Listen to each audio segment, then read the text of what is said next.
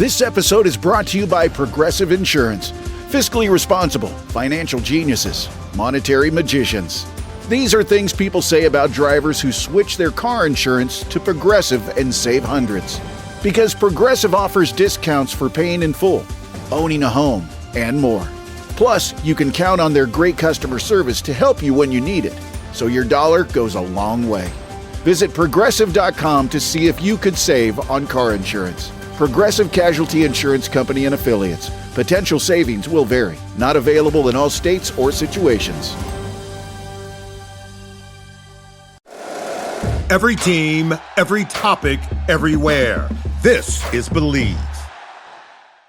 Welcome to Orioles on the Verge. This is Zach Spedden, joined as always by Bob Phelan and Nick Stevens, and we're coming to you with our top 50 prospects update for the 2025 season. And this is always one of our favorite shows to do every year as we reveal our top 50 prospects in the Orioles system for the coming year. And as usual, a lot of tough choices to be made on this list, and we will dive into those tonight on this episode of Orioles on the Verge, which is brought to you by BetOnline. BetOnline is the world's most trusted betting platform and your number one source for online betting in 2025. Whether you're a seasoned fan or a first-time bettor, BetOnline is your ultimate game day companion. With the largest selection of odds on everything from NBA and college basketball to the NHL and UFC, BetOnline continues to be your number one sports betting source. From every three-pointer to hat trick, BetOnline has you covered with odds, stats, and more for every game, every play, and every win. BetOnline, the game starts here. We do our top 50 updates for the main episode or for the main podcast twice a year, once preseason and then once usually beginning of August, right after the draft. But if you're a member of our Patreon community, you get an update to this list monthly during the season. So if you haven't signed up yet, you should check that out. But as a refresher, or perhaps if you're new to the show, first of all, welcome. But if you're new to the show and you don't know how we put our list together, we follow the same formula every year, and I'll let Bob explain that. Yeah, you'd think I've explained this enough times that I could concisely just list it off, but we each do our personal top 50 rankings, 1 to 50, and then I look at them, add the numbers up. First place gets 50 points, second place 49, all the way down to 50th place getting 1 point. Simple as just adding up the numbers and putting them in order. And yeah, for whatever reason, it works out. I always end up liking our cumulative list more than my own personal list. So that's a sign that I think we're doing things right. We'll dive right in here with the top 10. And I'm going to start with the top two spots before we get into the rest of the top 10. Samuel Basallo is our number one prospect going into the 2025 season. He is followed by Kobe Mayo at number 2. In these two players, you have consensus top 100 prospects who rank among the best prospects in the game, and in Basallo's case, arguably the best catching prospect in baseball right now. Both of them should begin this year in the high minors, though Mayo may stand a shot at cracking the opening day roster going into spring. Both have good hit tools with excellent raw power that is translating into game power. But in the end, we went with Basallo across the board as our number one prospect. And Nick, I'll start with you here. This is a really tough choice at the top. Why do you think we went with Basallo as opposed to Mayo in this case?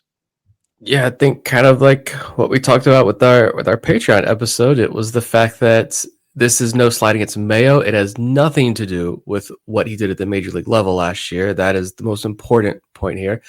But it was, when you look at the age, a level a prospect is at, and the production they're putting up, all of that's very important. And Basallo was 19 years old, 4.5 years younger than his peers in AA, was OPS in 820 with almost 40 extra base hits. And this is also, he's catching. This is a position where peak offensive output isn't typically until, late 20s. It's much later than every other offensive position.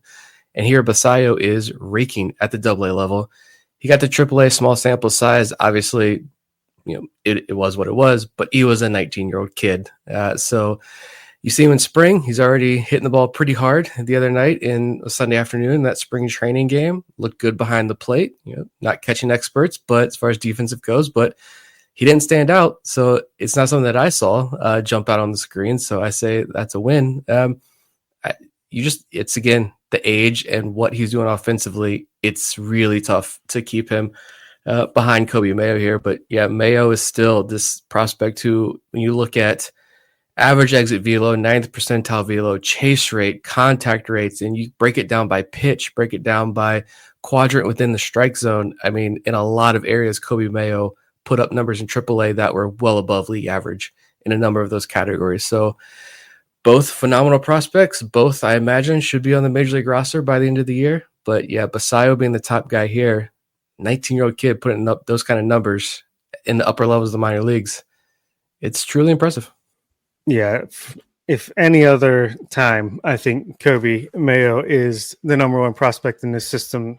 And I still think he's a little bit underrated nationally on some of these lists that I'm seeing pop up. But, you know, I mean, he smacked the ball 113 miles per hour just yesterday. So, like, clearly he's a stud. He's young. I think, he just turned 22. He's got the numbers, the exit velos, everything that you want to see. Like, he's as much of a guaranteed bat as you're going to find from a polished prospect who's on the verge of, you know, becoming a regular major league player. Just fantastic prospect through any measure you can find. But to me, Samuel Basayo, man, I just think more and more, I think he's just a special getting choked up. No, special prospect who I think if we were to take, obviously the Orioles have had a fantastic run at the top of their list the past few years, ever since Elias took over and drafted Adley Rutschman #1.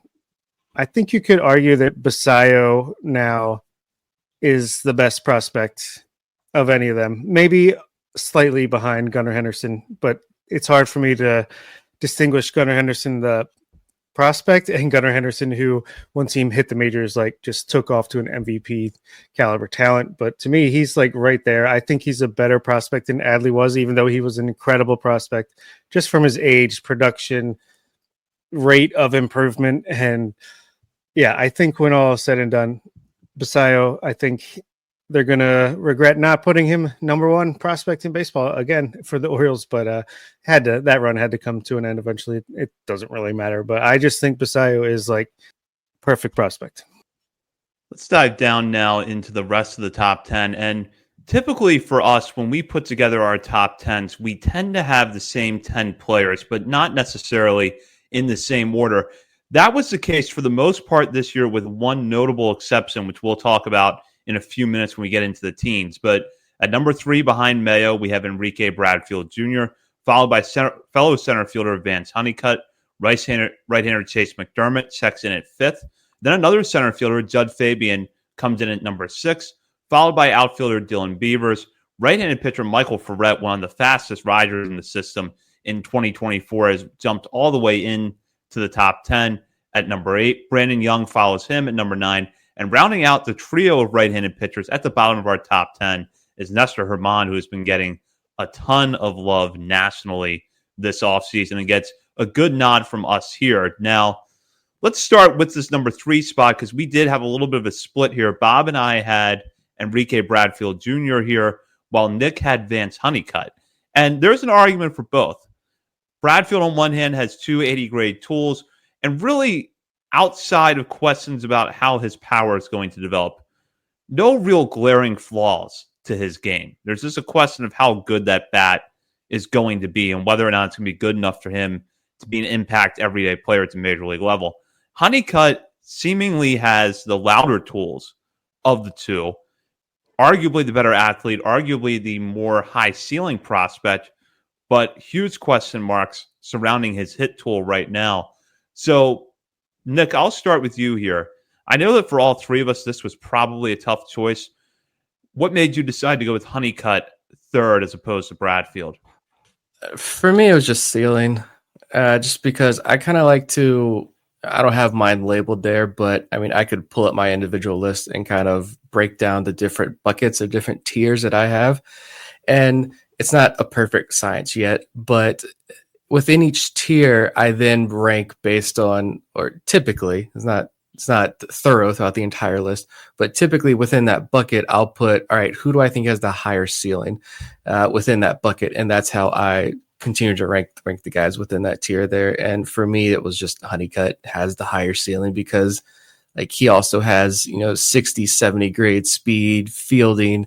This is Gold Glove caliber defender as well. A guy who was in the conversation to be the 1-1 draft pick last year before his season. We know the questions are the hit tool, and if the Orioles can get anything out of that hit tool, then Vance Honeycutt, I don't think Vance Honeycutt gets the respect that he deserves as a prospect because of the massive questions about the strikeouts. And then obviously he came up in 15 games or something between Delmarva and Aberdeen last year, right after being drafted. Orioles didn't have a chance to really get their hands on him and start the development process there. And a lot of the issues you saw in college, you saw at an exaggerated level in the pros. Obviously, he's facing the toughest competition he's ever faced in his life, coming off a full college season. So I'm going to wait and see what the Orioles can do with Vance Honeycutt next year, starting the year in Aberdeen. Let's see how high he can climb. Let's see how good the bat looks after the Orioles had a full offseason, full spring working with him.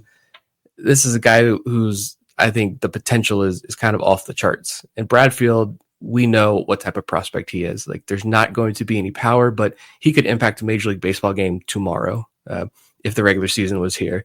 And it's premier fielding, it's premier speed, even though he did get picked off on the other day. But spring training, he's just getting the legs warmed up. That was the only differentiator for me. I think both of these guys' ceilings are all-star, Gold Glove caliber center fielders in the major leagues. But if Honeycutt can start connecting with that hit tool, the swing and miss is very real. But if he starts connecting, this is a guy who's going to look like the guy who should have gone 1-1 in the 2024 draft. Yeah, I think that's a great case to have Honeycutt above Bradfield. For me, it's more like didn't get to see much of Honeycutt. I don't really fault the results of the post-draft performance, but I'm going to give someone a soft landing and then can always go up from there. I'd rather go up, and I've learned this from the international signing period over the past 5 or so years, where initially it's like, wow, Samuel Basayo, that one turned out to be the right call, put him up higher on the list. But I'm having trouble. Michael Hernandez, I would put him like in the teens or 20s when he first signed, and it's like, man, the ceiling here is huge, but then it's like, haven't seen him play. Results aren't there. It's harder for me to move someone down than we had no idea what to do with those international guys. That is so true. That is so true. We didn't know what those were. So exactly.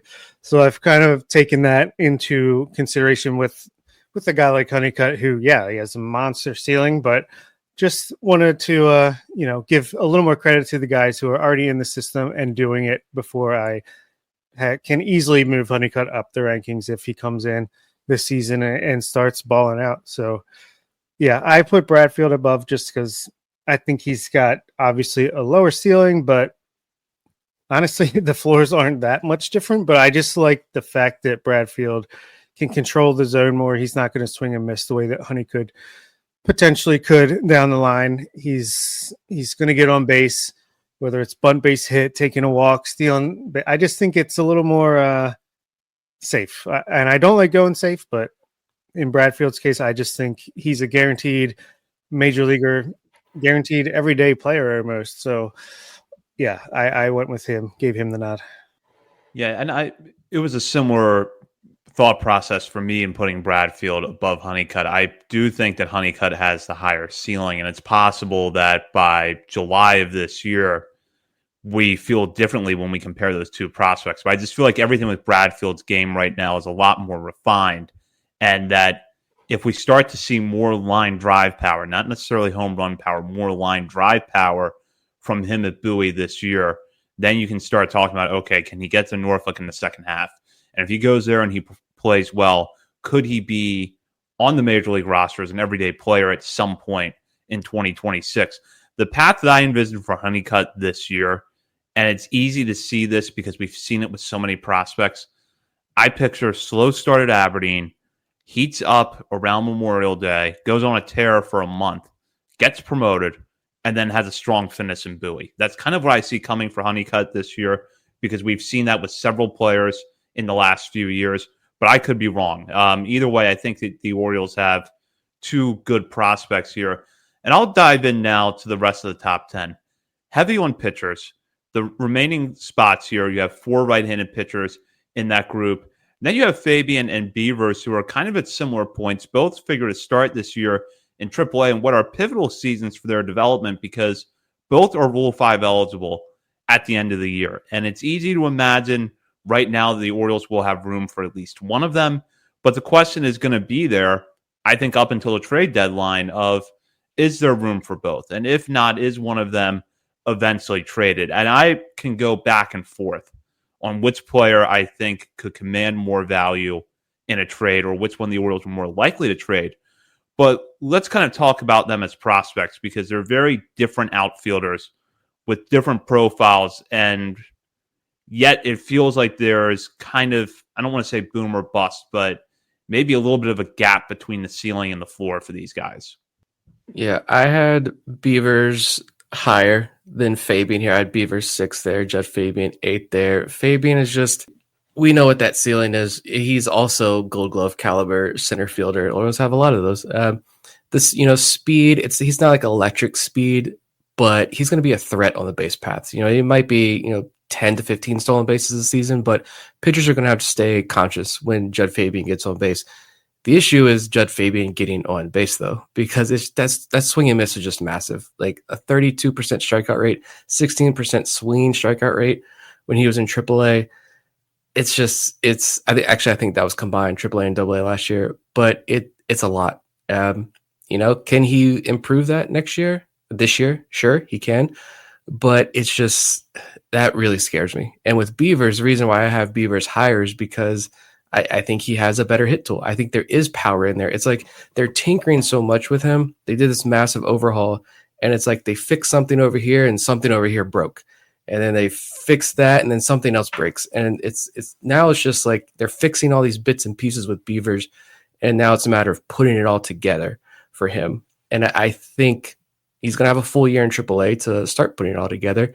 And if he does, this is a guy who is 15 or so home runs a year. He doesn't have the power, I don't think, that Fabian does, but 15 or so home runs a year. He's going to hit for a decent average. He's going to get on base. He's added stolen bases to his weapon, his tool belt. Like, he really wasn't a stolen base threat in college or early on in his pro career. He was like 31 for like 34 or 35 last year in AA. So he's added that to his repertoire. I like Dylan Beavers and what he could potentially bring. With Fabian, for me, it's just, yeah, he could also be, maybe his floor is a little bit higher because you could put him in the major leagues and go play his center field defense as defensive replacement. Home run or bust is late in the game. Left-hander reliever comes in, you put Judd Fabian at the plate, probably a good chance he could get a home run. It's either going to be a home run or strikeout, but you get a home run, you win the game. So he could be in the big leagues pretty soon this year, not pretty soon this year, but at some point this year as well. I just think overall, the full package, I like Beavers a little bit better. Yeah, it's interesting. I do like, and Beavers has had a great start to spring too. First couple games he's gotten in and he's made an impact.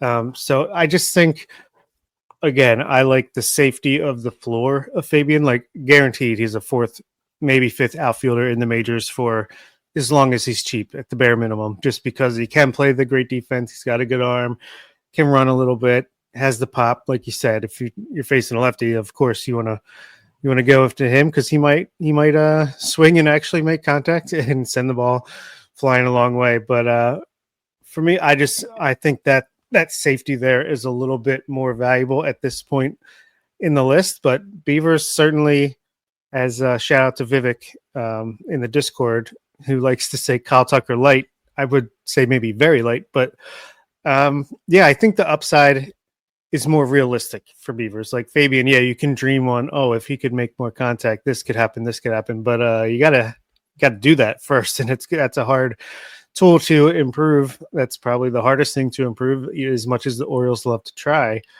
But Beavers, like, the pieces are all there. He's just got to put them together. And, he's more of a tinkerer. He's more of a project, as we've said since the day he was drafted. But if it all clicks, he might be a Kyle Tucker light type of guy. So I like them both, as much as everyone's always trying to trade Dylan Beavers, myself included. Like, it might turn out that he doesn't get traded and he ends up being a very valuable player for this this team down the line. I could easily see a scenario where Orioles need a top of the rotation starter. Hey, Sandy Alcantara, by the way, looking pretty good coming back from surgery. He's got a nice contract for the next 3 years or so. Maybe Heston Kjerstad gets dealt in a trade for Sandy at some point, and Dylan Beavers starts putting it all together AAA, and there you go. He could be the guy that is at least a platoon partner in right field. So yeah, I gave the slight nod to Fabian, but it's really neck and neck, and I could see it flipping multiple times during the course of the season coming up. Yeah, it's a really close call, and I'll say this with Fabian's swing and miss issues. I don't see them going anywhere. This is who he is. He's been this kind of player since his college days. It's a matter of whether or not you can get it down to a level that's acceptable for him to be at least a viable fourth outfielder in the major leagues. And I brought this up, and it's loosely used the term comp here because I don't really see them as the exact same type of player. But could Judd Fabian have a Jake Marisnick type career? Marisnick, never hit enough to be an everyday player necessarily, but he was still a good fourth outfielder for a lot of good teams for a long stretch there. And he had a little bit of everything. He had a little bit of power, had a little bit of speed, good defensive outfielder. I could see Fabian kind of going into that bucket. Worst case, maybe that's one of the worst case scenarios. The worst case scenario is that he just stops hitting in AAA and can't ever crack that level. But there's probably a middle ground where he's not the high ceiling everyday player, but also isn't stuck at AAA for the rest of his career. And I kind of see Marisnick as a comp there. And I'll move on to the pitchers before we go to the teens range on this list.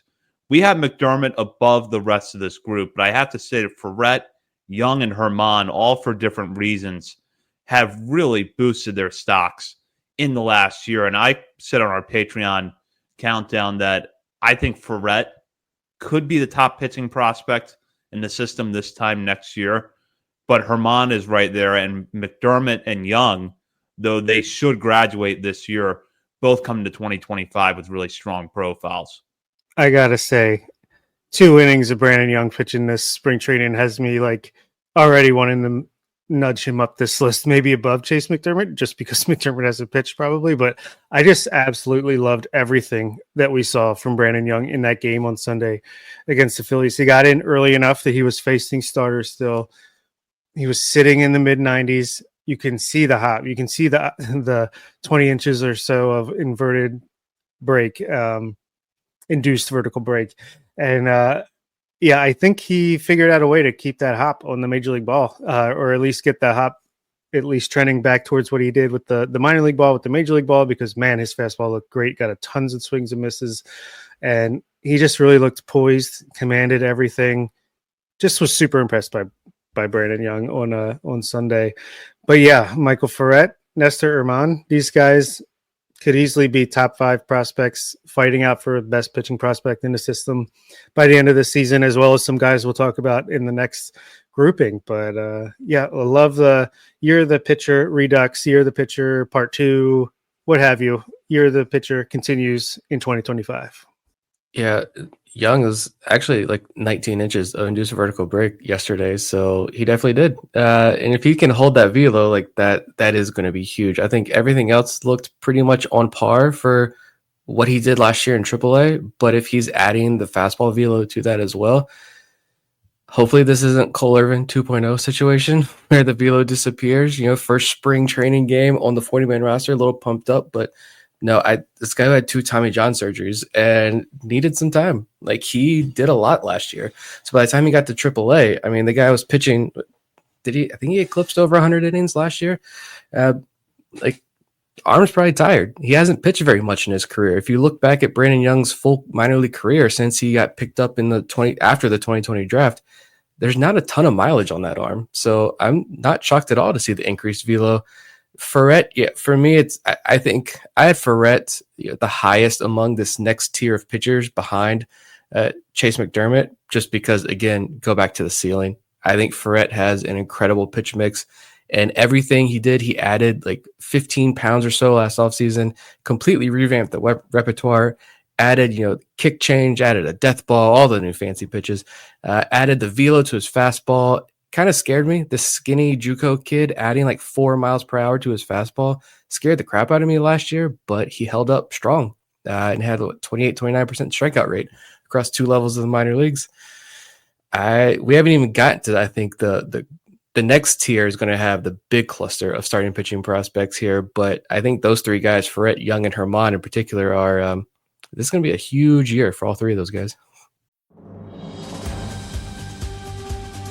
This episode is brought to you by Progressive Insurance. Fiscally responsible, financial geniuses, monetary magicians. These are things people say about drivers who switch their car insurance to Progressive and save hundreds. Because Progressive offers discounts for paying in full, owning a home, and more. Plus, you can count on their great customer service to help you when you need it, so your dollar goes a long way. Visit Progressive.com to see if you could save on car insurance. Progressive Casualty Insurance Company and Affiliates. Potential savings will vary. Not available in all states or situations. And let's jump down now to the next part of the list. And as Nick touched on, there's a lot of interesting pitching prospects in this list, but you also have some position players that I think make this section particularly fun to follow.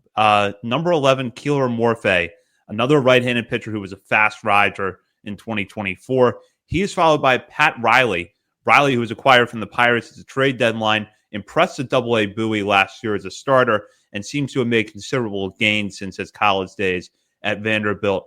Behind them, left-hander Luis De Leon checks in at number 13. De Leon had some command issues in the second half at Aberdeen last year, but still possesses electric stuff from the left side. Griff O'Farrell, shortstop in the Orioles' second pick in their 2024 draft class, comes in at number 14. He did get top 10 consideration from Nick and myself.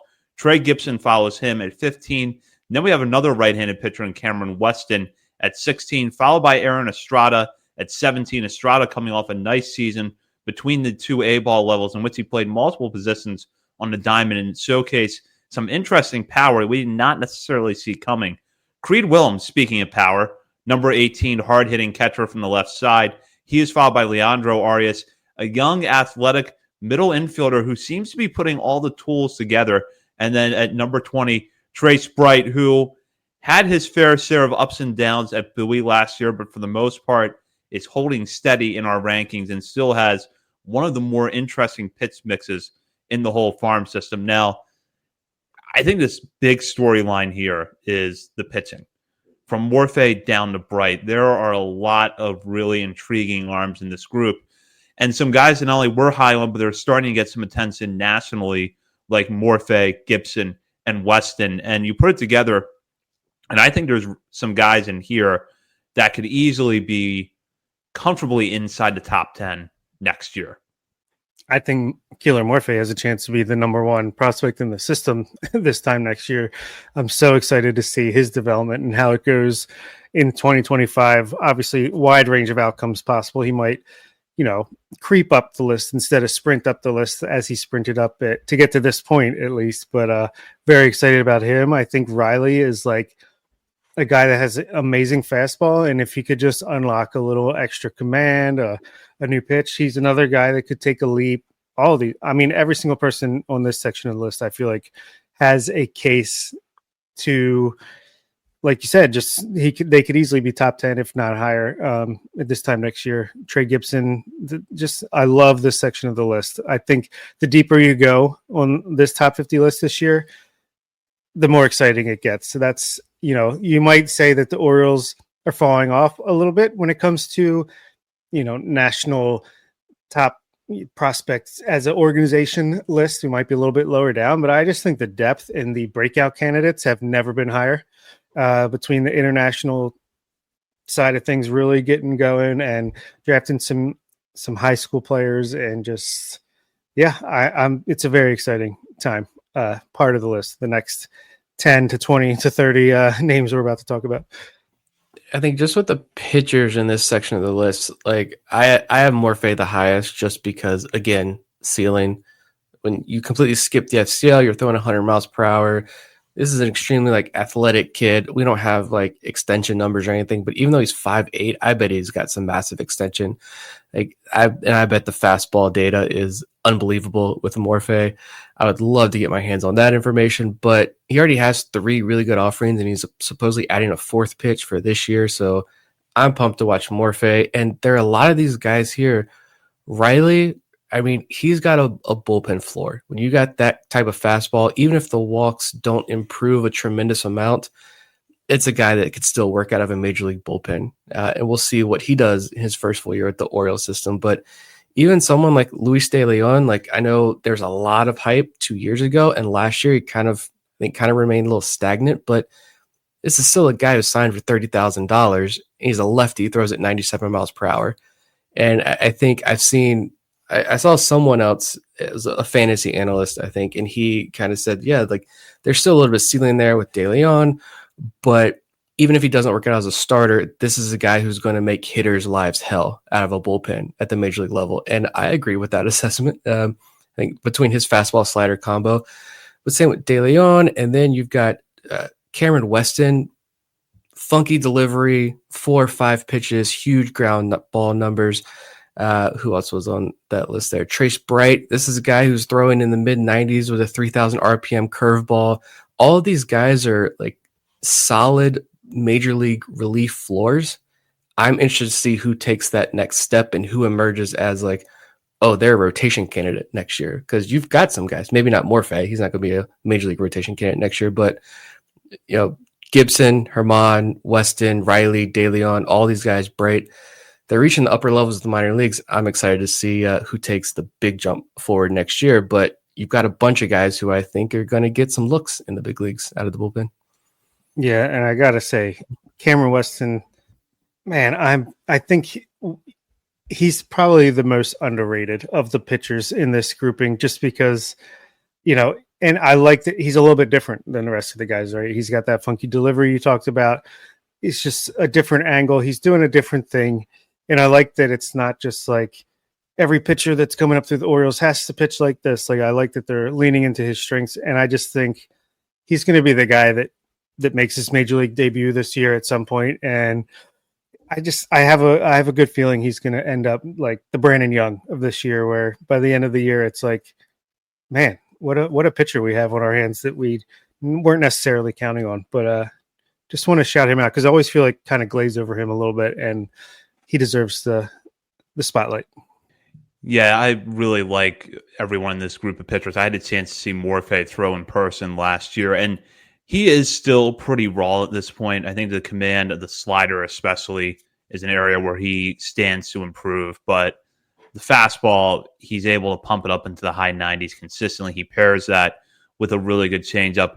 Riley, I thought, made tremendous strides last year, and one thing I want to point out about him is that he pitched the season in 2 very hitter-friendly environments, starting with Greensboro in the Pirates system, and then in Bowie once he got to the Orioles system. And for a guy that can work the fastball up in the zone as well as he does, he didn't necessarily have the home run issues you would expect to see from a guy pitching in those kind of ballparks. So that was good for him. He also generates pretty decent ground ball numbers. I will dive in here, and I like Gibson and Weston a lot for the reasons that you guys both touched on. I had De Leon a little bit higher than you guys did on the list, and it was a tough decision when I got into that cluster of De Leon, Herman, Riley, Morphe, Portes, who ultimately fell outside of the teens. The reason I went with De Leon there is that the stuff he has is not something you see from the left side very often. A fastball that he can get into the upper 90s consistently, and the changeup. There are a couple of theories that I have about the command issues that he had at Aberdeen. One, they were mostly to be expected, but I think the degree of walk issues, what I noticed in his outings was he would come out of the bullpen where I don't think he was as effective as he had been as a starter. And he could put together a good inning, maybe 2 good innings. Then all of a sudden, the third time through the order, he would just go out and he'd have an inning where he couldn't find a strike zone. Sometimes he'd come back out and find his command again. Sometimes the outing would end there. And that really put a dent in his Aberdeen numbers. But if he's able to find the consistency he had in the first half of at Delmarva last year, I could see him in Bowie by July. I just want to quickly shout out Trey Gibson a little more as well, just because, I mean, his first full year as a pro last year, 2 levels, a 30% strikeout rate, a 2.99 FIP across 92 innings, also a 59% ground ball rate. So he, one of the top strikeout arms in the system. When hitters do make contact, they kept it on the ground. He's averaging 95 miles per hour. He touches 99 now. Slider and curveball both had whiff rates north of 40%. He gets more than 7 feet of extension. That's Grayson Rodriguez level. Trey Gibson's a freaking monster. And I am pretty stoked. Among this group, like we could sit here and yeah, we've all made the case for all these different arms in this range. And what makes him so attractive? Gibson's yet another one. And the Orioles gave him probably maybe $5,000 and said, hey, please sign with us after the draft. This is a fantastic group of low-cost, undrafted free agents, low-cost international free agents, back into the draft picks. And these are all some of the top pitching prospects in this organization. Guys who are all getting national love and all guys who I think Morphe, Young, Gibson, Herman, these guys are flirting with top 100 overall as well. So true testament to the pitching development here. Yeah, I love the ground ball rates from Gibson, who the Orioles deserve so much credit. They signed this guy undrafted after he hadn't pitched for a season. We've been through the reasons why he probably didn't pitch for Liberty that season, but just so much credit to find him and just stay on top of that. Like you're working on another level. And Chris Respitar, who kind of shouted him out this time last year, was right on top of it. And then we saw him pitch and we were like, yeah, this guy's legit. Same with Luis De Leon. Like he's never had a ground ball rate under 59.1%. And that was at high A last year. Other than that, he's 60% or more. He had a 73.4% ground ball rate in low A in 2023. Like these heavy fastballs, love to see it. You get the strikeouts and you can keep the ball on the ground. With the defense the Orioles are going to be putting up at the major league level, this is like a recipe for success, no doubt about it. I want to talk about Griff O'Farrell for a moment because although I haven't gone into the individual list this far to know this for sure, I have to imagine this was where we split the most on a single player, or at least one of the largest splits. Nick and I both had O'Farrell inside of our top 10s. Nick had him at number 9. I had him at 10. Bob, on the other hand, had him all the way down at 25 on his list, below some players like Austin O'Verne, Ethan Anderson, Zach Fruit, among others who did not crack the teens. And Bob, I'll start with you here. I know that with O'Farrell, our reaction to that pick on draft day was lukewarm, to put it one way. What have you seen from O'Farrell or not seen from O'Farrell that maybe really hasn't moved the needle for you much since then? Yeah, I mean, solid player, solid prospect for sure. Can field a little bit, can certainly hit. Probably maybe the best hit tool not named Samuel Basayo in the system, but it's not really impacting the ball. Like just comparing him to Joey Ortiz, like it took Joey Ortiz putting on some serious strength and muscle and impacting the ball to really get him moving up the rankings and becoming one of my favorite players. I don't think he's as good of a fielder as Joey Ortiz. I don't think he's gonna hit extra bases, impact the ball the way Joey Ortiz does. But having him 25th, I mean, that's not bad. I still think he's a top 30 prospect in the system. I'm just not seeing the top 10, top 15 type of stuff. To me, I mean, he could certainly get there. He could certainly improve his game in ways to get him there for me. But for me, I think great hitter. He showed it immediately after the draft. But let's see that continue up the ladder. I mean, of course, he's going to perform well for me in low A, even high A out of the draft when he was, at Virginia. And I don't know. I just don't see the upside. This is a safe. He's like the Ryan McKenna of the infield for me. I don't know. Take that as an insult or take it as a compliment. It could go either way. But Yeah, I'm just not as high on him. I know I'm definitely like the low man when it comes to all the lists that I've seen, but hopefully I'm wrong. I want to talk about Aaron Estrada real quick, just because flip this around and talk about upside here. You look at some of the international middle infielders from recent draft classes, not including the most recent, the last two, but some of Elias and Kobe Prez's early international signing classes. I think Estrada emerged from 2024 as the guy with the highest ceiling. Leandro Arias and some of these other guys, they got some pretty solid floors, but Aaron Estrada, he's listed at 5'8", and he added power to his game last year that he did not show those first couple of years. And when he got to high A, the strikeout rate went down, the walks went up, small sample size, but this is a 19-year-old kid who was walking more, striking out less, and also had a contact rate the highest of his career up to this point. It's like 80%. So I think Aaron Estrada is among this group, among the fielders in this group. You might want to get to Aberdeen and see what he can do there, because if he's going to continue to add power and make contact at the rate that he does, I don't know what he can do defensively. I haven't sat and watched him play defensively, but that bat, there is a lot. He's working with a lot in that 5'8" frame there. Yeah, completely agree. Love Estrada.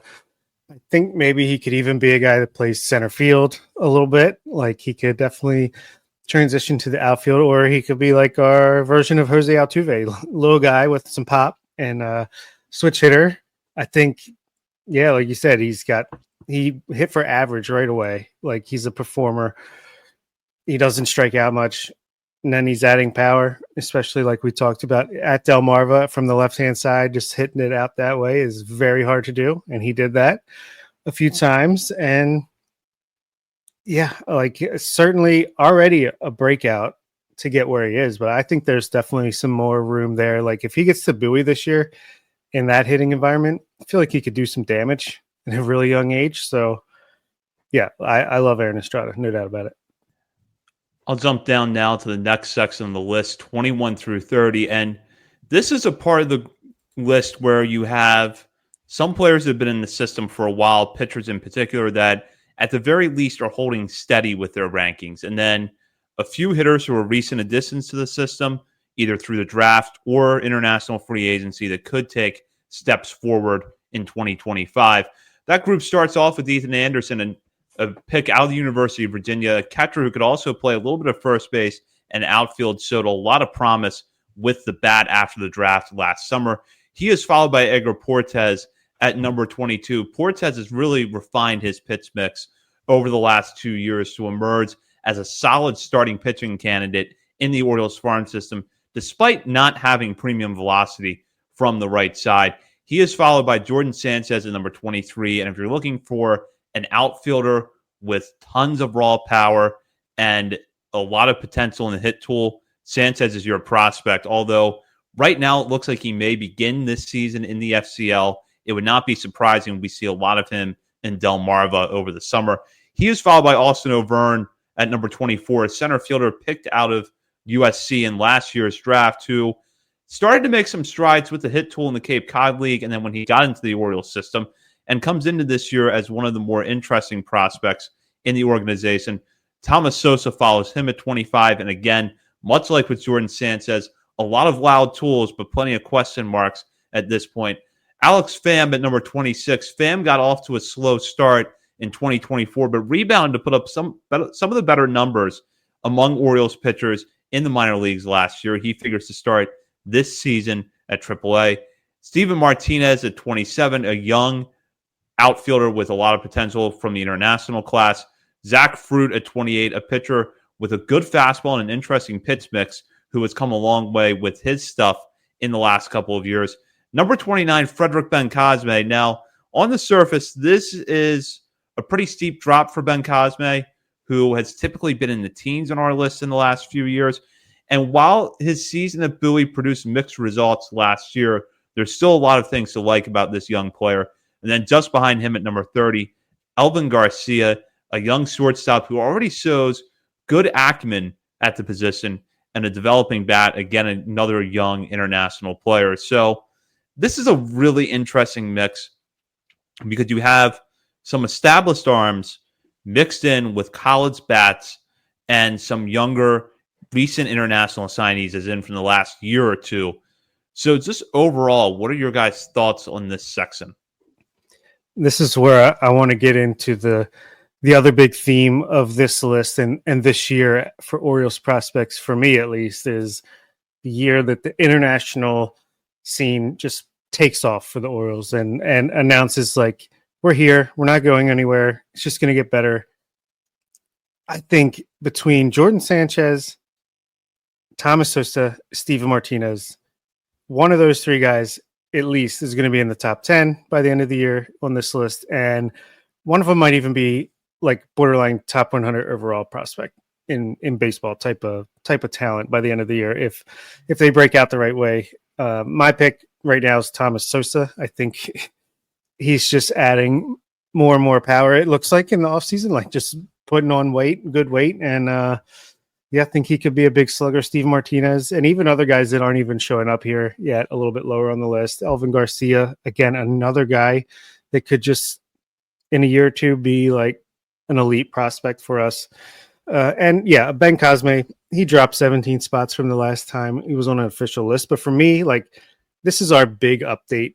Like, it's a whole different configuration than the in-season updates where we're kind of just tinkering. This is like, okay, now we're really looking at all the results from last year, projecting ahead. And again, kind of similar to Griff or Farrell for me, where he's going to play some defense.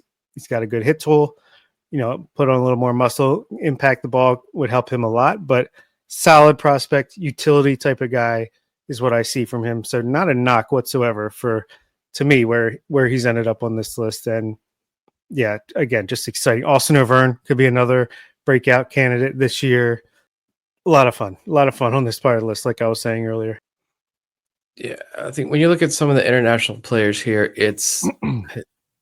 I'm anxious to see just how high some of these guys climb.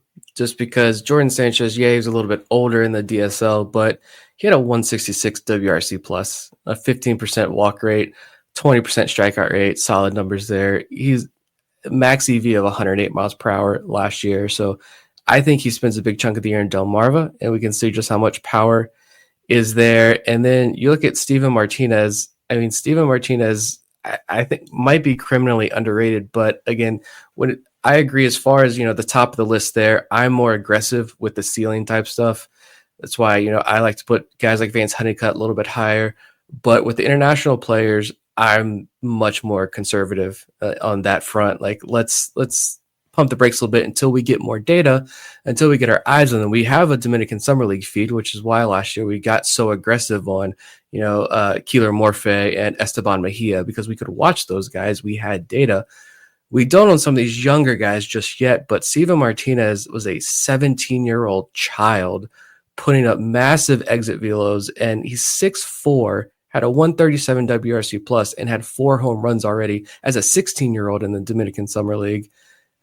I think Steven Martinez, it could be I think I've said this before during the offseason, Steven Martinez is potentially a top 10 prospect in the system by the end of the year. And then Elvin Garcia, you got two guys, Elvin Garcia and Emilio Sanchez. I don't think we're up to Sanchez yet. I think he's 31 there. Spoiler. But Elvin Garcia, he got a $500,000 signing bonus last year, a 154 WRC plus, walked more than he struck out, 16 extra base hits in the Dominican Summer League, 12 for 13 stolen base attempts. Those are numbers that, he was a 17-year-old kid when he did that in the DSL. It's the Dominican Summer League, but those are all really impressive numbers at that level. So, I'm anxious to see just how high these, and like you said, Thomas Sosa, he hits the ball incredibly hard. I just think all the pieces were there. He was just so young, and I think there's a lot to work with him on his game that I think, based on his social media, at least, he has been putting in the work this offseason like nobody else. Hopefully it pays off when he's on the field, but Sosa is a hot name among a lot of people outside of Birdland. And I hope one of these guys is going to have a true breakout. Who do I think it is? I don't know, but it is going to be one of these international prospects in this range.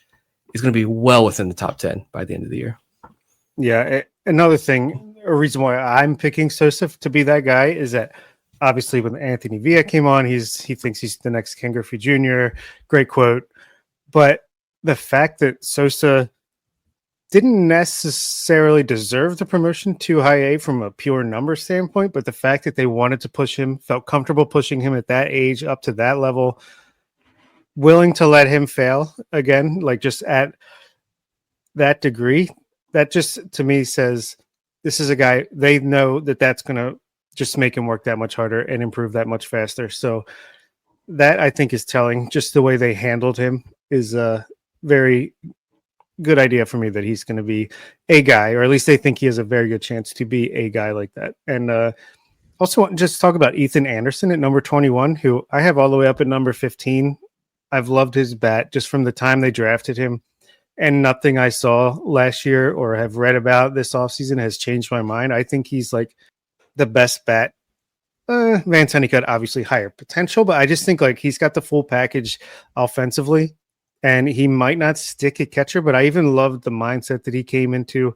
Saw an interview with Steve Molesky, no longer with Masson, but I read it on Masson Sports that, he doesn't even mind the idea of he could be a guy that plays some corner outfield, some first base, and could be a third catcher at the major leagues. Like he's got the bat, I think, to support that. And I just think switch hitting guy with that kind of power, just combination of hit tool, on base ability, some power.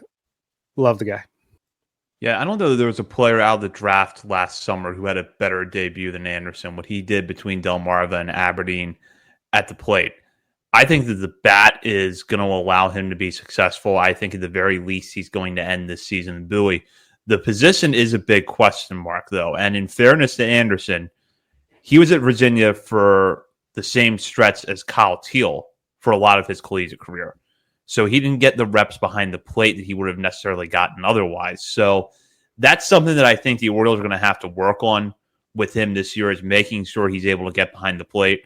And it's going to be a challenge because wherever he is, Ryan Stafford will probably be there too. And that's also someone I think you're going to get behind the plate, as we're going to talk about a little bit later on. But there's no question in my mind that Anderson checks enough boxes at the plate to be interesting, even if he doesn't stick behind the plate. Now, going back to the conversation about the outfielders, the international prospects, I have Sanchez a tick ahead of Martinez right now because I think with Martinez, the strikeout concerns are a little bit more pronounced just because of the age. Sanchez is clearly a little bit further ahead in his development. And with Sosa, I agree with you guys. Don't read too much into his struggles at Aberdeen last year. The Orioles like to make these kind of moves where they challenge players with a move up to the next level at a point where you don't really expect it because of their statistics. Sometimes in cases it will work. It worked for Leandro Arias last year after he got to Aberdeen. Sometimes it doesn't work. And in Sosa's case, he had some weaknesses that were exposed at high A, but the power, I think, the very least, is going to show up this year. If he's able to continue to make strides on defense and cut back on the swing and miss, that's going to do wonders for his prospect stock.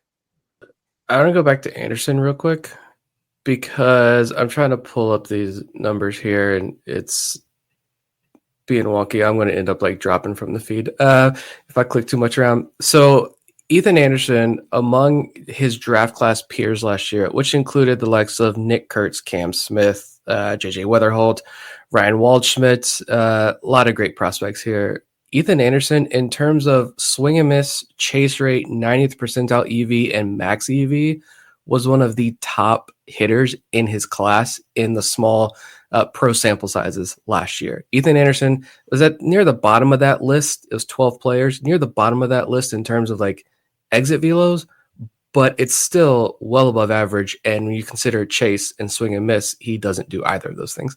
So yeah, Ethan Anderson is going to be a fun, like we talked about on draft night. Like Ethan Anderson is a super high ceiling draft pick here. Yeah, Griffith Farrell was the more boring of the two picks, but an extremely high floor, arguably the best hit tool in the system already. Ethan Anderson, though, with the catching thing, he was behind Kyle Teal, like Zach said, and that's why I almost think there's so many great catching prospects in this organization. Obviously, you have Adley Basayo up at the top, and then you've got Creed Willems, you've got Stafford, we can talk about 10 different catching prospects here in the system. It's like Ethan Anderson was also very young. He's only like 20 early 21 when they drafted him. I think there's a long leeway here for Anderson where, like, if he needs to sit in high A for a little bit longer, although that bat I think is going to push things, but if they need to hold him back a little bit and say, hey, let's really work on the defense here, they have that opportunity at least here because there's so many other good catching prospects in the system. So he's younger, plenty of time here with Ethan Anderson, but I do wonder what it looks like across the full season. Just how much is that bat going to force an issue where they say, yeah, we've got to get you up to like AA. We got to get you up to AAA by the end of the year. We can't wait on this defense. We'll figure out the defense later on. Yeah, absolutely. And just to comment on the arms, there's only 3 pitchers in this zone, but I like them all. Like Edgar Portes, just think he's a really well-rounded pitcher who I think there's still some more left in the tank there. Once he gets to AA Bowie, I think he could kind of take off. Alex Pham, a guy who I could see as almost like a right-handed Keegan Aiken in the major leagues, where he's going to be a one-time through the order guy, give you multiple innings, come and get you out of jams.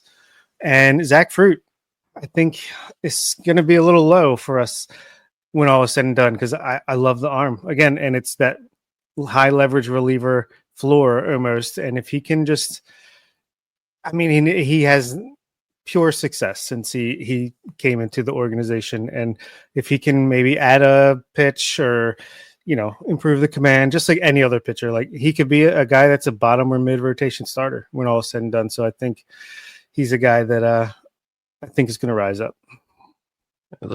Zach Fruit, he's going to get knocked because he's older. He was a COVID senior who transferred a couple times, I believe.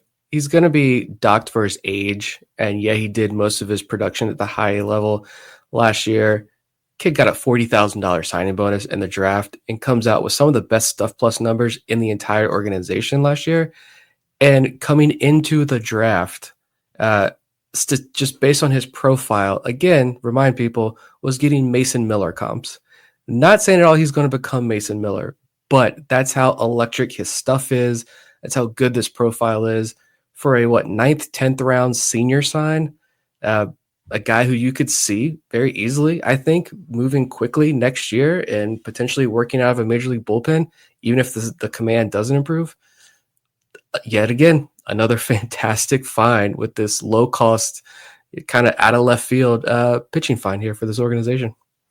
And just especially with pitchers, I don't really care about age as much because it's the stuff. It's stuff. It's this day and age, we can develop new pitches for you at any given time. As long as you can command and you got the stuff, I don't care how old you are. We're going to get you up in the majors and we're going to have you be effective for us. Yeah, and before we move on, I'll talk about Portes because I had Portes 14th on my list. The fastball velocity, as I mentioned earlier, it's generally not that impressive. It's not a Keeler Morphe or a Pat Riley type of fastball, but the pitch has good shape, really good movement, and he's able to pretty consistently ride at 92 to 93 at this point. And given his age and his build, right now he's listed at 6'2", 165 pounds. 22, just turned 22 back in October. I do think there's projection left for him to get the velocity up a little bit more. And that slider is, well, I've said on a recent episode, I think it's the best breaking ball in the whole farm system. The stuff plus numbers on it are really good. The movement on it is excellent. And he's done so much in the last 2 years, especially to improve the command of that pitch. So what's really left for him at this point, if he's going to develop as a starter, is to improve the changeup. And I have confidence that the Orioles can either work with that or introduce something else, whether it's a cutter, a sweeper, to offset the fact that the changeup maybe isn't going to quite reach the level of his other pitches. But there's a lot with Portes to like. Right. There was the videos.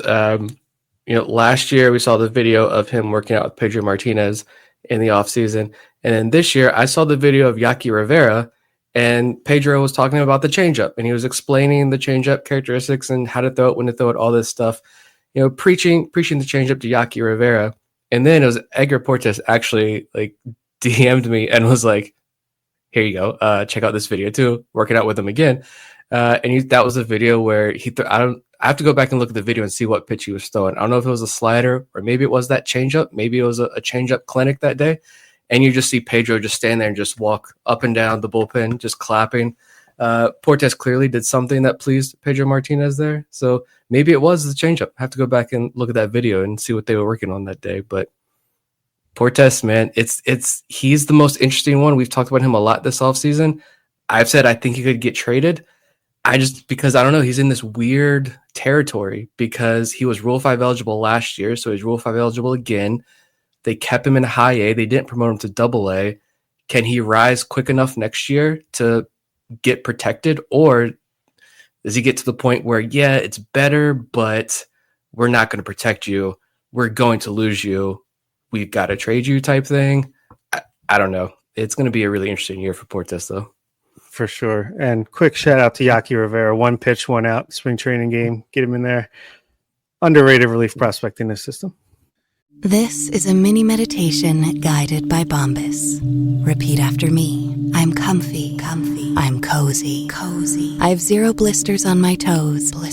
And that's because I wear Bombas, the softest socks, underwear, and t-shirts that give back. 1 purchased equals 1 donated. Now go to bombas.com/listen and use code LISTEN for 20% off your first purchase. That's bombas.com/listen and use code LISTEN at checkout. This episode is brought to you by Progressive Insurance. Do you ever think about switching insurance companies to see if you could save some cash? Progressive makes it easy. Just drop in some details about yourself and see if you're eligible to save money when you bundle your home and auto policies. The process only takes minutes, and it could mean hundreds more in your pocket. Visit Progressive.com after this episode to see if you could save. Progressive Casualty Insurance Company and Affiliates. Potential savings will vary. Not available in all states.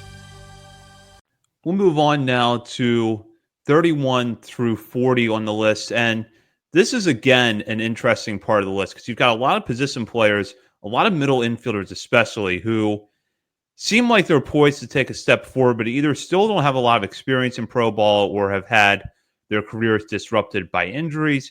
And then you've got a couple of interesting pitchers here at well. Number 31, Emilio Sanchez, slick fielding shortstop that we just mentioned a moment ago, a young international prospect you just definitely have on your radar this year when he figures to make his stateside debut down in the FCL.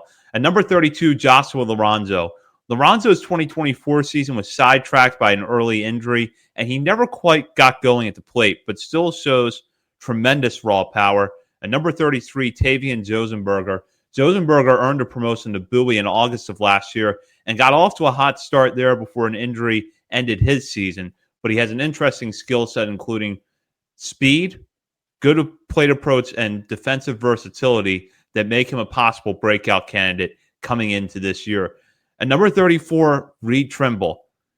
He just manages to hang in there because when he is on the field, you can see the raw athleticism come through. The problem is, though, we just haven't seen a lot of him over the last 3 seasons. At number 35, Chase Alsop, Orioles draft pick out of Auburn in last year's draft, and a guy that's already starting to get some love from national outlets and could be a breakout on the pitching side this year. Number 36, Ellis Cuevas. Utility player who can play a couple of different positions and figures to get some looks in center field at Delmarva next year, where his elite speed should be on display. He pairs that with a developing hit tool that took some really good strides in 2024. Number 37, Luis Almeida. Almeida, international signee for the Orioles before the 2023 season. The last 2 years have been sidetracked by injuries, but there's hope that if Almeida can stay healthy in 2025, the bat is going to really develop. At number 38, Edwin Amparo, who takes a nice jump here after a solid 2024, in which he showed good bat-to-ball skills, good pitch recognition, and the ability to play both spots in the middle infield.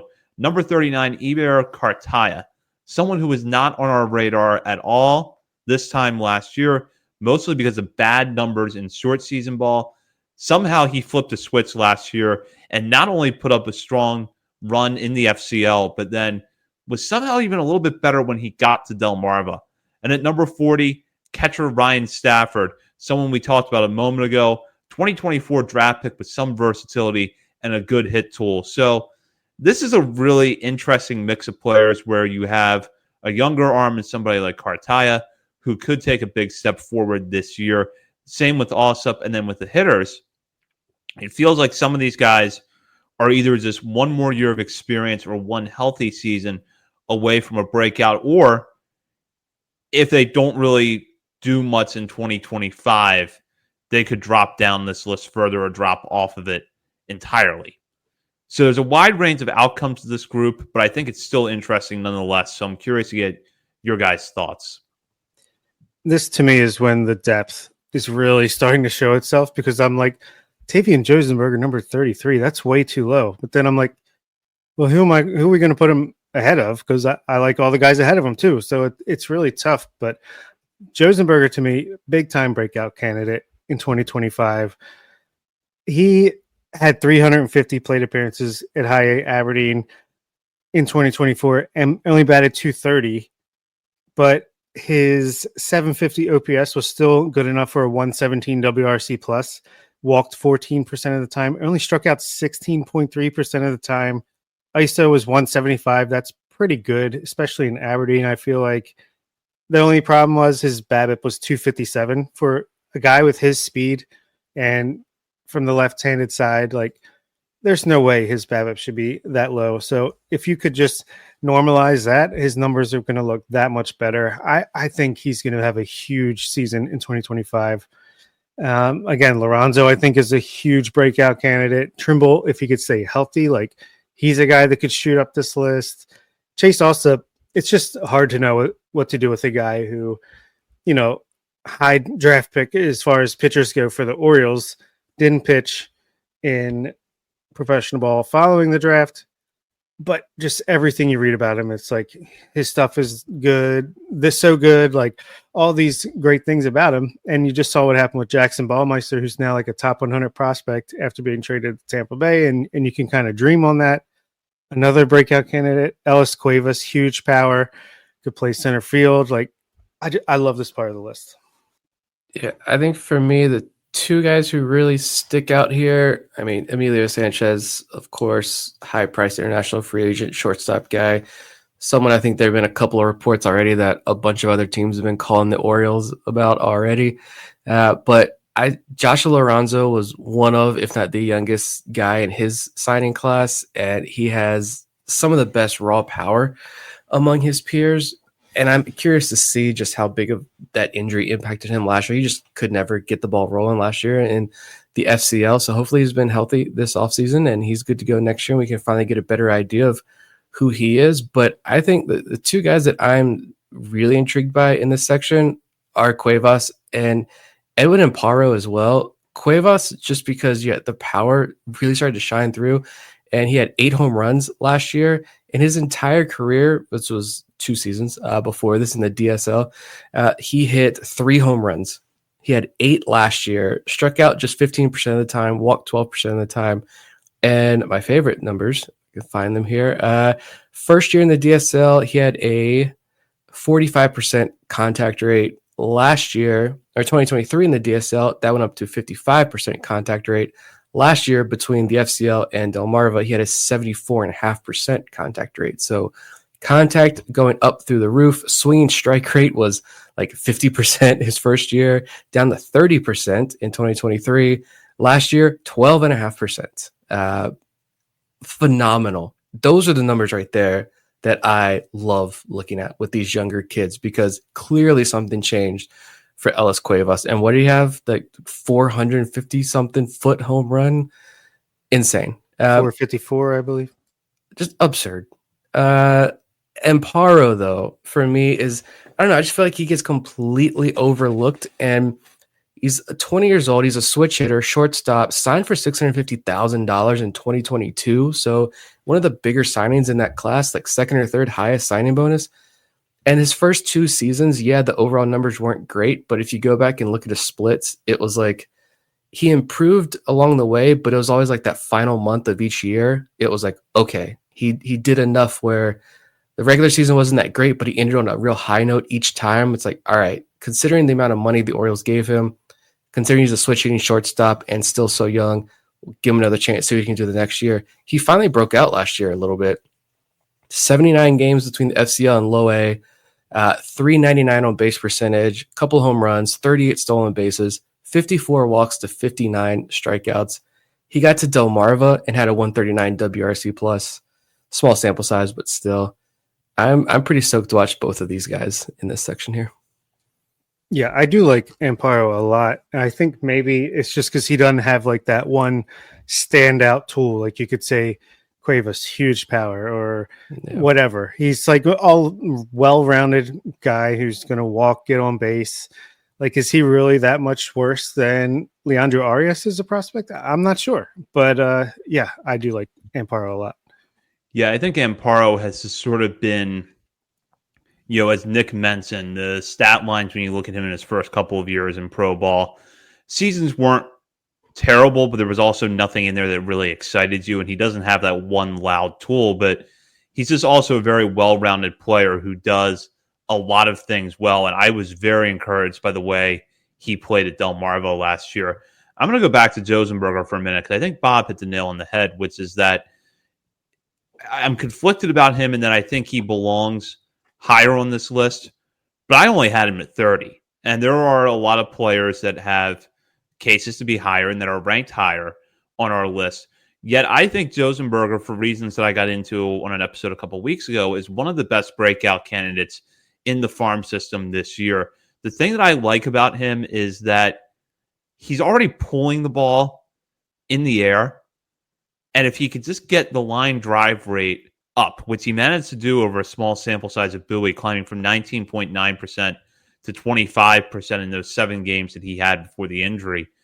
If the line drive rate comes up a little bit, I could see a season with a home run total in the low double digits, 40 to 50 steals easily with his speed, which doesn't get talked about enough because he's in the same farm system and usually on the same team as Enrique Bradfield Jr., and an on-base percentage pushing 360, 365, the low strikeout rate. That's going to get you a lot of love on prospects lists because the floor is so high, and he can play second base, and he can play all 3 outfield positions. There's a lot of things he can do that you can see where if he just can stay healthy and put it all together, you have a very solid high floor utility player going into the future. Yep. Roommates as well with Enrique Bradfield Jr. last year. The speed is legit, 50 for 56 in stolen base attempts. He had no power when he was at Kansas, goes to Arkansas, becomes their leadoff hitter, starts raking. Last year, first full year in pro ball, gets 9 home runs at the high level. I almost wonder if also swing and miss, like it does not exist with him. He has Enrique Bradfield Jr. levels of contact and swing and miss as well. I almost wonder with Josenberger, like, is he too patient? He walks a ton and he does not strike out. He does not swing and miss. But I'm almost like, maybe next year we see that strikeout rate bump, but the Orioles get him to be more aggressive, go after pitches earlier in the count, try to tap into more of that damage, and let's see what that results look like at Bowie next year. But yeah, I've always had that thought in the back of my mind. I don't think we talked about that or I've written that or anything, but I almost wonder if that could be a case with Josenberger.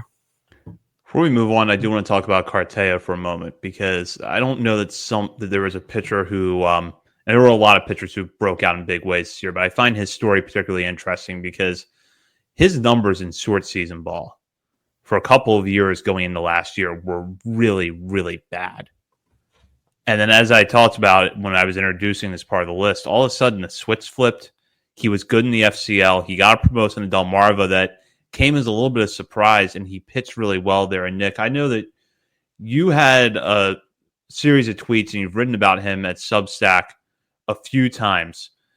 Give us a little bit more background on what makes him so intriguing despite the early struggles in his career. It was multiple years of just the numbers were so bad. And that's why we had no clue who he was. Like, didn't seem like, even if you dig deep into the numbers that we have access to, like, it just didn't seem like anything was there. But he's 6'5", 21 years old, and 20 years old last year. And the walk rate was still extremely high. But when the strikeout rates jumped from 23% to 32%, when you watch him pitch, you could clearly see that when he got to Delmarva, this was a guy with like legitimate stuff who clearly had a plan in place. That's something I think you can tell at the lower level between different guys who are just up there throwing the ball, just chucking it just to chuck it, and guys who have a plan and you can see them attacking hitters in different ways. Cartia's got a deep pitch mix, and you could see he was throwing all of them in those first couple of outings. It's just something about Cartia there. I don't know what it was that flipped, but man, those numbers were such an improvement. And when he got to Delmarva, the numbers were even better. So I don't know. And again, he has some fans within the organization. Like, he has some big time fans. And I think that also speaks to his potential down here. He's 6'5", he's listed at 165. I hope he's heavier than that at this point. But I think this is a guy who, you talk about age not mattering with pitchers. He might be 21 years old and probably starts the year back in Delmarva, but because he was so raw last year, if you can work on that, work on adding bulk to that frame, add a little bit more velo, because he's so tall and skinny, you feel like there's a lot more in the tank here with Cartia. And the delivery just seemed like, again, I'm not a pitching expert, but the delivery just seemed like a bit of just not disconjointed, I guess, just not put together well. Yet, if you clean all that up, see what kind of breakout he has this year. Yeah, I do like Cartia. And my last thing is just Ryan Stafford. I feel like the type of hitter he is reminds me of Connor Norby when he was first drafted. Obviously, a little bit lower caliber, taken later in the draft. But I feel like if he could add the pop that Norby was able to add once he got into the system, he could be a guy that kind of moves up the list. If he could be a Connor Norby type of bat that can play catcher in a pinch, I mean, that is certainly nothing to sneeze at. Absolutely. And we'll head for the home stretch here with 41 through 50 on the list. And this is a continuation of a big theme of this episode, which is that there's a lot of pitchers, and some pitchers with really good fastballs, some pitchers with really good command. There's just an interesting mix of players here. Starting at number 41 with Levi Wells. Wells got off to a slow start at Aberdeen last year and then missed sometimes an injury, but after returning from the IL, showcased better results and could be poised for a better 2025. At number 42, Esteban Mejia, while he might not have had the breakout that Killer Morphe had last year, he still rose up the ranks with an impressive 2024 season. At number 43, Braxton Bragg. Statistically, Bragg was arguably the best pitcher in the entire farm system over the second half of last season and showcased plus command in his full season debut at Delmarva. Number 44, left-hander Juan Rojas, part of the Jorge Lopez trade back in 2022. Rojas has struggled to stay on the mound because of injuries, but when he has been there, flashes an interesting three-pitch mix that could make him a potential starter down the line. At number 45, Max Wagner. After a solid debut in 2023, Wagner had an injury-marred and largely inconsistent 2024 season. He's going to hope to rebound this season. Number 46, DJ Layton, a draft pick in the 2024 draft. Up the middle, shortstop out of high school, but has the potential to move around to a couple of different positions, including possibly center field, and enters the farm system with a promising hit tool. At number 47, Peter Van Loon. Van Loon rebounded from a big way that cost him a good chunk of the season by debuting at Bowie in July of last season and putting together a really strong second half. At number 48, Blake Money. Much like Bragg, Money showcased premium command in his full season debut with Delmarva. At number 49, Keegan Gillis. Probably one of the more intriguing relievers in the farm system because of his pitch mix. He figures to head to AAA Norfolk this year.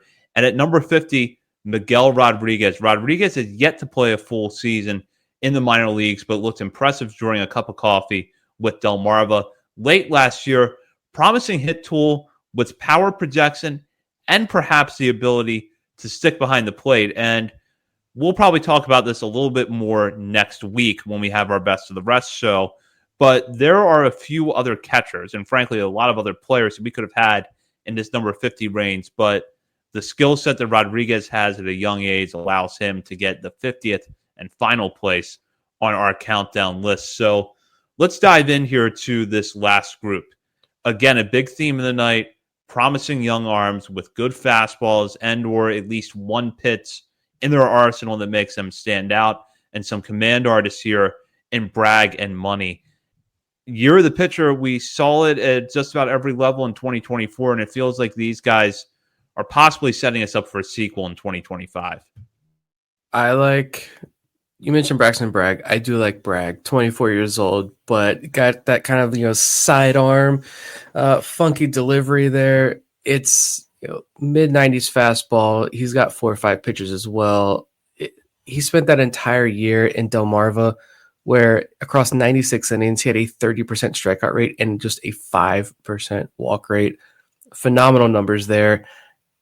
Obviously, you're going to keep him on a starter track and see what he can do, but I do wonder just how quickly and how far he could rise in this organization out of a bullpen role. And we talked about him on our, put our breakout picks a couple weeks ago, but I'm until he proves me wrong, Levi Wells, I'm going to ride that train just because he, again, some of the better stuff plus in the minor leagues, actually among his age group in the minors, he had the 3rd highest according to Baseball America. And yeah, the ERA was 6.71, but it was a 3.78 FIP, or 4.09 FIP, 3.78 xFIP. The fastball, he throws strikes. He throws the fastball for a strike a ton. So he can command the strike zone as well, even though walks were an issue back to his college days. They really weren't so much last year when he returned from his shoulder injury. Again, if the shoulder injury is past him, I think Wells is poised for a big rebound in 2025. I like Bragg. And then you've got the younger high ceiling guys and someone like Esteban Mejia, who I really enjoy just because he throws 100 miles per hour, but also he's not just one of these young international arms who throws gas, but he also throws strikes and he doesn't walk a ton of guys. So that's opened my eyes to Mejia. We got to watch him last year in the DSL. He could be this year's Keeler Morphe, maybe not that high of a rise, but in terms of he's the next young, he's only 17 years old right now. He's the next young international pitching prospect that starts to catch on and get a lot more helium as the year progresses. But there's still some arms here. Certainly it's high floor potential bullpen arms, but there are still some guys here who, when people say like, oh, the system doesn't have the depth anymore, blah, blah, blah, they're not doing the research. They're not really looking at these guys in this 41 through 50 range. Keegan Gillies could work out of a major league bullpen this year, potentially. Like there are 3 or 4 guys who I think you can make a legitimate case for we see in the major leagues within the next 3 or 4 years. I agree. And yeah, I was, while you were talking, looking for the stat that I figured out with Braxton Bragg when I did his countdown episode. Something like if you take out like his 5 or 6 blow up outings, like his numbers were just absolutely insanely ridiculous. Wish I had him off the top of my head, but I do have some interesting numbers for Blake Money, who in the first half of 2024, covering 49.2 innings, he had a 4.71 ERA, which was worse than the numbers were worse than he pitched because he had a 3.68 FIP, a solid 27.2% strikeout rate, 6.9% walk rate, 1.29 WHIP, and 243 batting average against. But then in the second half, despite not being promoted to high A Aberdeen, he clearly could have and probably should have been, because in his final 53.1 innings, he had a 1.69 ERA, a 2.19 FIP, so not a fluke. 28.8% strikeout rate went up, walk rate went down to 4.8%, a 0.84 whip, and a 178 batting average against. And whatever numbers I was thinking of for Bragg were probably even better. So it's like these guys were stuck at Delmarva, not necessarily because of performance or that the Orioles didn't think that they couldn't handle high A. It's just like when you have this many pitchers, some guys are going to kind of draw the short straw, so to speak. So yeah, continue to just love the pitchers and the depth at this range. And Esteban Mejia could easily be this year's Keeler Morphe if he just continues to put it all together. Maybe not like exactly like Morphe, the excitement, but just as far as caliber of prospect. Levi Wells could have a huge jump in 2025. He's got the stuff to do so, especially if you want to turn him loose in the bullpen.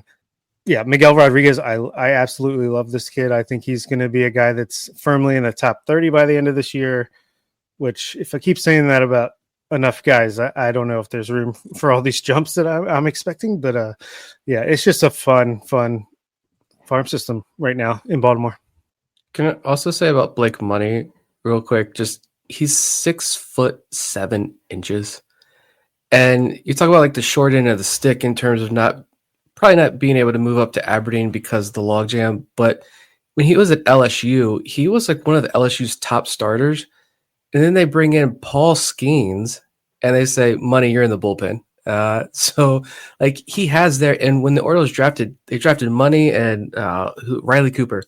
Riley Cooper was also a reliever who had starter stuff at LSU, but there's no room. You only need 3 starters in college. No room for him in the rotation either. And I think there were some notes after that draft that the Orioles saw starter traits in both of those arms. But with Money, even like 6'7", and he gets up to like 96 miles per hour. At least that's what I have here, is what his max was last year. I don't know if it's higher or not, but 6'7", 96 miles per hour, pounds the strike zone, couple breaking balls in there as well. Like, that's another guy who, you put him in a bullpen. How high, how quickly does Blake Money climb next year? Super intriguing arm that, I don't think people understood just how good those numbers were last year. Granted, this is an LSU kid, NCAA national champion, pitching in low A, but still, the numbers were so good. I think they reached a point where they mean something still.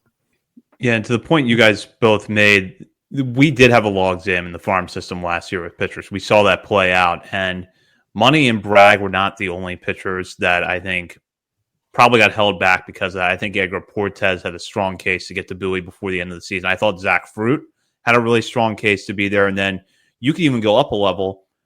Alex Pham, in a different year, probably would have ended the season in Norfolk. I thought Cameron Weston made a really strong case to get at least a cup of coffee with the Tides before the season ended. And ultimately, both of them ended up at Bowie, and Portes, of course, was in Aberdeen all year. I'll go back to Mejia for a moment because him and Keeler Morphe are going to be kind of interesting to track throughout the year. Mejia is younger. He's probably going to start this year in the FCL. I don't know if we'll see him in low A at all. But one thing that does come up a lot when people ask us about Morphe is, of course, listed at 5'8", 161 pounds. That might or might not be generous, depending on who you ask. Mejia, though, fits the mold of projectable starter a lot more than Morphe does. He's listed at 6'3", 175 pounds. He's 17, about to turn 18 in early March. So there's a lot of room there left for him to certainly dial up the fastball velocity even more. I've said before, if you can pitch, I don't care how tall you are or how much you weigh. We talked about Pedro Martinez a little bit ago. That's a Hall of Famer who had far from a prototypical starter's body. But if you like to look at those sort of things, you really should have your eye on Esteban Mejia. And even if you're not into that, you should still have your eye on him because he had a really impressive pro debut last season. I could see him taking a nice step forward this year. And with that, that does it for this look at our top 50 prospects. We will be back next week with a couple of episodes, including one that looks at the best of the rest. This is a follow-up we do every year when we look at the players who got consideration and made at least one of our individual top 50 lists, but fell short of the ultimate top 50. And sometimes we'll talk about players who end up well inside the list by the end of the year. So you're not going to want to miss that. We'll also have the latest coverage from spring training next week. In the meantime, you can check us out on our many social media channels. We're over at Facebook, Instagram, YouTube, X, Blue Sky, Twitch. We're also on TikTok and over at Substack, OriolesOnTheVerge.substack.com. And we're going to have a couple of pieces related to the top 50 dropping this week. Nick has prepared reports for all 50 players inside of our list. That will be posted this week. And then I'm going to have a feature later on in the week that looks at how the 2025 edition of our preseason top 50 differs from some lists we've done in the past. So you're not going to want to miss that. In the meantime, as you're browsing around the internet, be sure to head over to Patreon and check out our Patreon community. Become a member today. Patreon members had access to this countdown early in the form of daily episodes. And throughout the regular season, we will be delivering bonus coverage to our patrons. You can sign up at the $3, $5, or $10 levels to have access to that today. For Bob Phelan and Nick Stevens, this is Zach Spedden. You've been listening to Orioles on the Verge, presented by BetOnline and part of the Believe Podcast Network. This is a PSA, or public sock announcement. Experts have declared Bombas socks as the best way to warm up chilly feet. These pairs are super cushy, soft, and designed for maximum coziness. Plus, for every pair purchased, another pair will be donated, so someone in need of essential clothing can stay warm this winter. Go to bombas.com/listen and use code LISTEN for 20% off your first purchase. That's BOMBAS.com/listen and use code LISTEN at checkout.